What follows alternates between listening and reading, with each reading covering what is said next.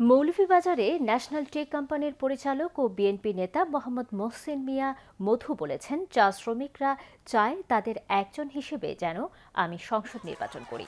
তাদের দাবির প্রেক্ষিতে আমিও কথা দিয়েছি নির্বাচন করব। কমলগঞ্জ উপজেলার মাধবপুর ইউনিয়নের শ্রী গোবিন্দপুর চা বাগান মাঠে এক সম্প্রীতির মতবিনিময় সভায় তিনি কথা বলেন। তিনি বলেন, নির্বাচন করা যে কারো গণতান্ত্রিক অধিকার।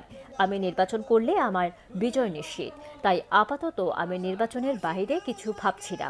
তিনি আরও বলেন, আমি শ্রীমঙ্গল পৌরসভার উন্নয়ন করেছি, এখন জনগণের রায় পেলে আরও বৃহৎ পরিসরে শ্রীমঙ্গল কমলগঞ্জ উপজেলার উন্নয়নে নিজেকে নিয়োজিত করব।